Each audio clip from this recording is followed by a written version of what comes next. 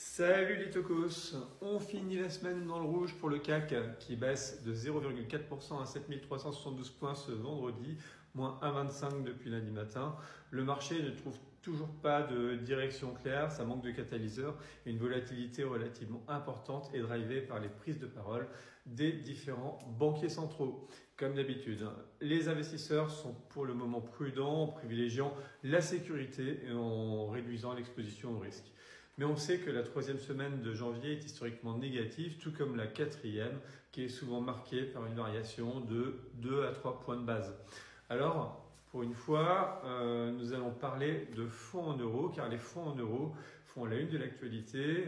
Ils n'intéressaient plus personne ces dernières années, tant les rendements étaient bas, bien plus bas d'ailleurs que l'inflation elle-même depuis 2022, mais ils vont probablement faire leur grand retour en 2024, au regard des annonces de taux 2023 en forte hausse. Un exemple, le fonds en euros Génération Vie de Oddo BHF va proposer pour 2024 et 2025 plus de 4% net de frais. Alors pourquoi les fonds en euros regagnent de la vigueur? Eh bien, ce n'est pas un hasard. En effet, les assureurs ont acheté des obligations à taux proche de zéro, voire négatif, ces dernières années. Et là, ils tentent d'appâter les épargnants avec des taux boostés afin de capter de la liquidité pour acheter des obligations proposant de bien meilleurs taux du fait de la hausse des taux. Car s'ils restent avec leurs obligations achetées ces dernières années à taux bas, ils savent que ça va mal se passer dans l'avenir. Souvenez-vous par exemple de cette émission de dette suédoise à 100 ans à taux négatif qui vient de dévaloriser pratiquement de 80% en raison de la hausse des taux. Eh bien, c'est ce qu'ils veulent éviter à tout prix avec leurs obligations à taux réduit qu'ils détiennent pour des années encore et qui sont en train de dévaloriser. Et s'ils ne font rien et qu'il y a une grosse décollecte spontanée, ils n'auront pas assez de liquidité pour faire face. Ça ne vous rappelle rien? Silverbank, par exemple, aux États-Unis, non, ça vous dit rien? Eh oui, elle n'avait plus assez de liquidité pour rendre l'argent aux épargnants. Elle a fait appel à l'État et à la Banque centrale. Bref, on n'en est pas encore là, mais ça sent les difficultés pour les acteurs spécialistes des fonds en euros. À terme, je pense par exemple à Affaire qui a fait la une de l'actualité cette semaine, ou encore à G2R qui en a énormément dans ses allocations de PER ou d'assurance vie.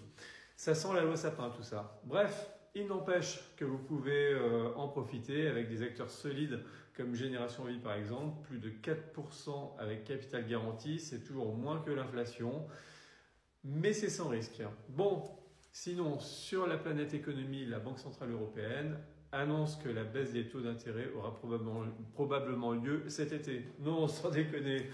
Bah oui, c'est à l'occasion d'une interview avec Bloomberg que la présidente de la BCE, Christine Lagarde, a indiqué que l'institution envisage une baisse des taux d'intérêt à partir de cet été. Mais cela dépendra cependant des données disponibles à ce moment-là, compte tenu de certaines incertitudes persistantes et de certains indicateurs qui ne sont pas encore conformes aux attentes. Ouais, comme je l'anticipe maintenant depuis longtemps, pour ceux qui suivent mes vidéos depuis quelques mois, les banques centrales commencent à faire comprendre qu'elles vont baisser leurs taux. Ça, c'est évident et que ça commencera à partir de juin, voire même un petit peu plus tôt. Les marchés actions vont apprécier, particulièrement la tech, les small caps, l'immobilier coté également. Notez que les groupes qui sont les moteurs de l'IA, investissent massivement, plus 30% cette année pour Microsoft, plus 20% pour Nvidia.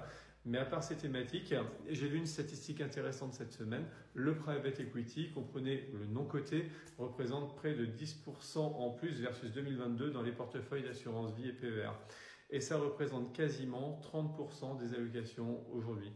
Maintenant que c'est accessible parfois dès 1000 euros et vu que c'est généralement décorrélé des aléas de marché et en plus que certains acteurs proposent une garantie de liquidité sur ces actifs, souvent moins volatiles que les actions, eh bien les épargnants sont séduits, à juste titre d'ailleurs. Nos clients Centre Investissement ne vous diront pas le contraire. Allez, apéro, bon week-end à tous et may the force be with you. À la semaine prochaine les amis. Bye bye.